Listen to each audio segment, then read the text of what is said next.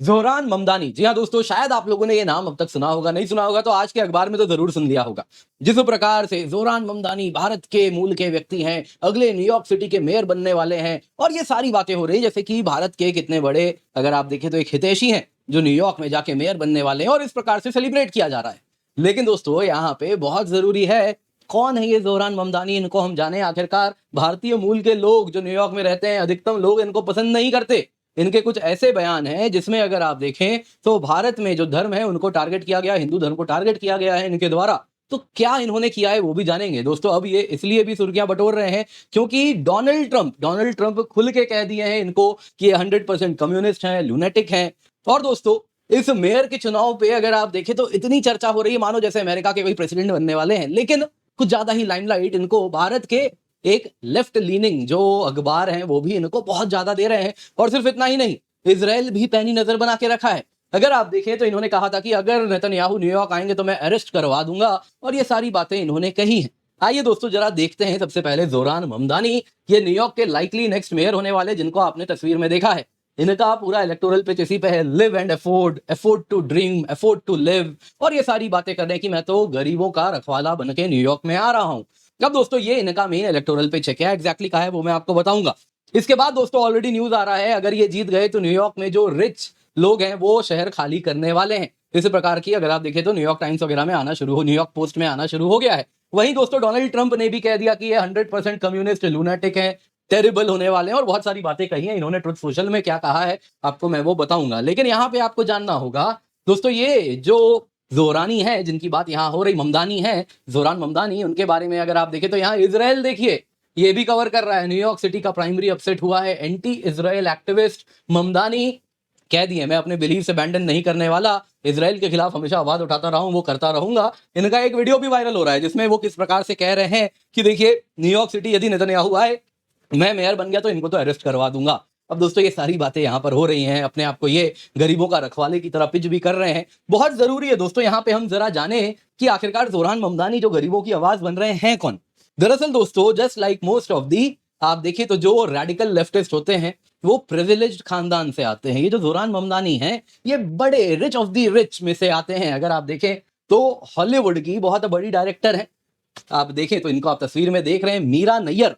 जी हाँ, मीरा नायर नहीं है, काफी समय तक इन्होंने कहा कि मैं मलयालम हूं और इस प्रकार की सुर्खियां मीडिया में चलती थी तो इन्होंने भी चुप रहा उस पर। लेकिन ये पंजाबी ओरिजिन की नैयर है, मीरा नैयर है। इन्होंने दोस्तों कुछ फिल्में बनाई हैं, जैसे मॉनसून वेडिंग हो गया, शायद आप में से कुछ लोगों ने इसके बारे में सुना होगा, बॉलीवुड फिल्म है। इसके सिवा हॉलीवुड की फिल्म है दी नेम सेक और मिसिसिपी मसाला, और इस प्रकार की फिल्मों को इन्होंने बनाया है। तो आप समझ सकते हैं ये कहीं ना कहीं एक सोशलाइट सर्कल से आने वाली व्यक्ति हैं, गरीब कहीं से भी नहीं है। देखिए दोस्तों फिल्म में डायरेक्टर बनना, वो भी बॉलीवुड और हॉलीवुड की मल्टीपल फिल्म्स में बनना, ये अपने आप में बताता है कि you are already very privileged. इनके जो पिता हैं दोस्तों, यहाँ पे आप जो तस्वीर में देख रहे हैं, ये दोस्तों महमूद ममदानी हैं, इंडियन युगांडन आप देखें तो ओरिजिन के हैं, पोस्ट कॉलोनियल स्टडीज के प्रोफेसर हैं कोलंबिया यूनिवर्सिटी में।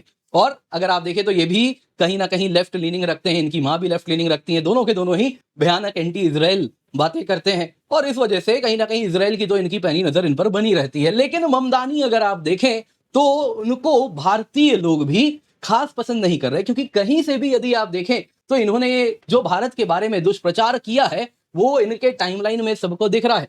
आप जरा पढ़िए इन्होंने क्या कहा था, ये 2020 का ट्वीट है। एज एन इंडियन मुस्लिम जिनकी फैमिली फासिज्म से गुजर रही है भारत में, कौन सी फासिज्म आ गई भाई भारत में, लेकिन हाँ वो ये दुष्प्रचार कर रहे हैं। इसीलिए मैं न्यूयॉर्कर्स को कहता हूं कि आप इस राइट विंग नेशनलिज्म के खिलाफ आवाज उठाइए, फासिज्म के खिलाफ आवाज उठाइए, टाइम्स स्क्वायर में आइए, प्रोटेस्ट कीजिए हमारे साथ।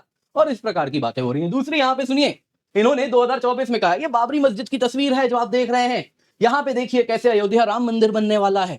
अब दोस्तों वो राम मंदिर जो कि बरसों तक एक लीगल बैटल से गुजरने के बाद बना है, जिसको सुप्रीम कोर्ट ने बनाया है, उसके खिलाफ ये आदमी आवाज उठा रहा है। और इतना ही नहीं दोस्तों, इसने प्रोटेस्ट करवाया जिसमें हिंदुओं को भीड़ के द्वारा टारगेट किया गया, जिसको अगर आप देखें तो आईएसआई एंड खालिस्तान लॉबी उस प्रोटेस्ट को करवाती थी, उसमें ये स्वयं आया है। और दोस्तों जिस प्रकार की हिंदुओं के लिए बात यहाँ पे कही गई है मैं बोल नहीं सकता, आप स्वयं देख सकते हैं, ना ही मैं ये वीडियो चला सकता हूं। सच तो ये है, ये जिस प्रकार की बातें यहां हो रही हैं। तो दोस्तों ये व्यक्ति कहीं से भी भारत के ना तो वैल्यूज को ना भारत के भाव को रिप्रेजेंट कर सकता है। भारत में जब हम कहते हैं कि हम सर्वधर्म संभव की बात करते हैं तो हम हर धर्म को एक समान देखते हैं। किसी धर्म को इस प्रकार से डिमोनाइज करना, ये भारतीय कहीं से भी परंपरा से जुड़ा हुआ व्यक्ति नहीं है। तो अगर इसको कोई कह रहा है कि ये इंडिया का हितैषी है और मीडिया में हल्ला हो रहा है, तो कहीं ना कहीं वो एक लेफ्टिस्ट ग्लोबलिस्ट जो कबाल है उनके द्वारा किया गया प्रोपेगेंडा है। और जरूरी है हमारे अखबार भी जब उस प्रकार का प्रोपेगेंडा करते हैं तो यहां पे हम एजुकेट करें क्या सही है क्या गलत है। बाकी दोस्तों यहां पे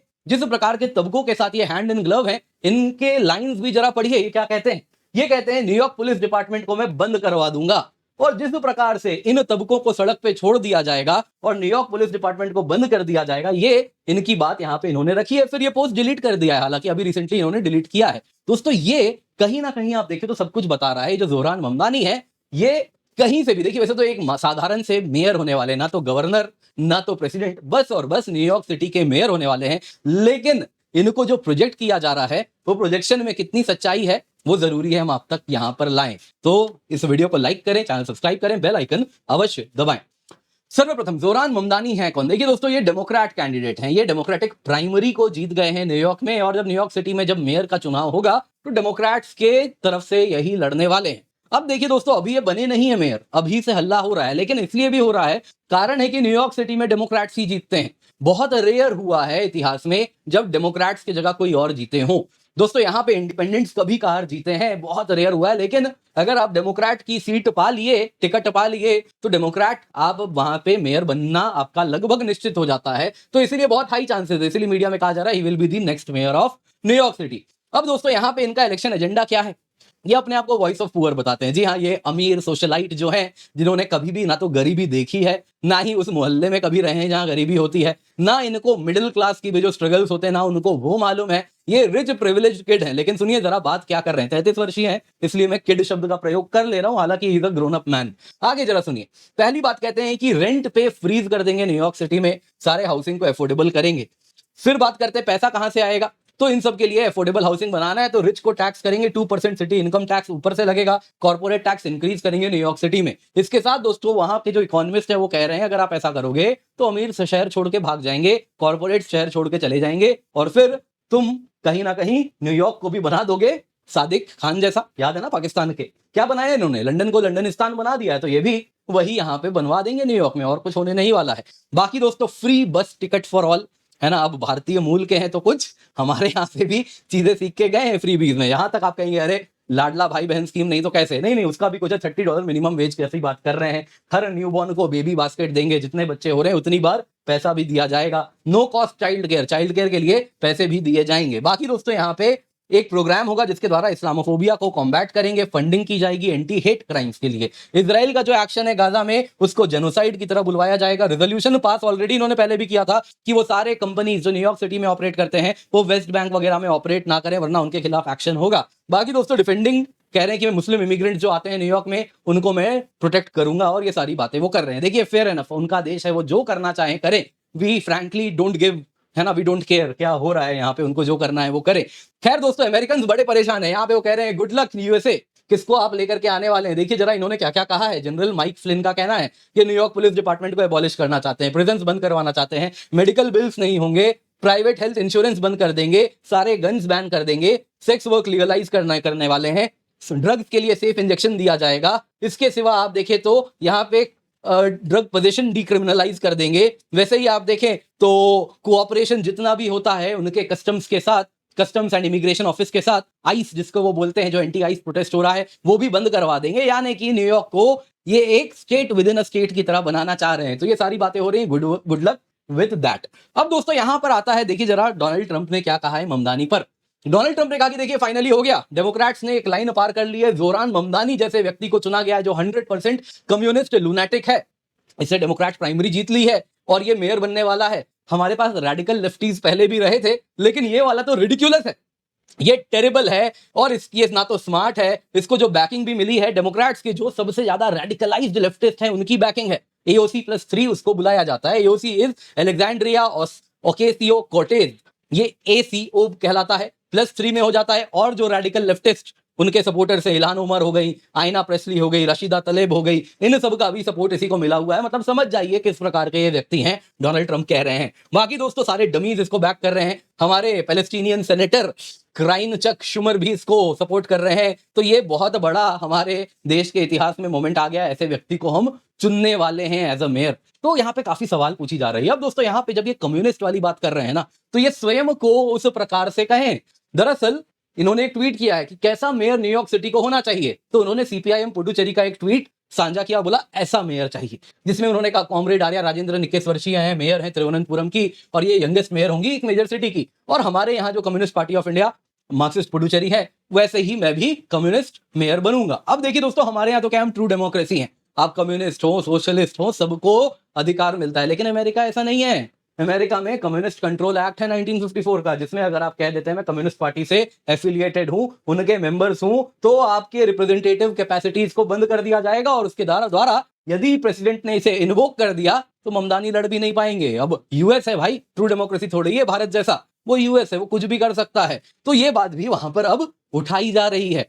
इसके सिवा देखिए दोस्तों, यहाँ पे सवाल पूछा जा रहा है भारत के लिए क्या मायने होंगे, जोरान ममदानी आ गए, भारतीय मूल के जोरान ममदानी, वाह, ये सारी बातें हो रही है। देखिए दोस्तों, जोरान ममदानी की सच्चाई मैंने आपको बता दी, ये कहीं से भी भारत के हितैषी नहीं है। एग्जैक्टली वही है जो कि पाकिस्तान के आईएसआई से लेके खलिस्तान से लेके बाकी सबके पॉकेट में बिके हुए जो सो कॉल्ड है ना लेफ्टिस्ट लूनिस्ट है ना, वो लूनेटिक्स जो ट्रम्प बोल रहे हैं, कुछ उसी प्रकार के व्यक्ति हैं। तो यहाँ पे देखिए हमारे रिलेशन में यूएस के साथ क्या ही फर्क पड़ जाएगा, ये एक छोटा सा मेयर बनने वाले हैं।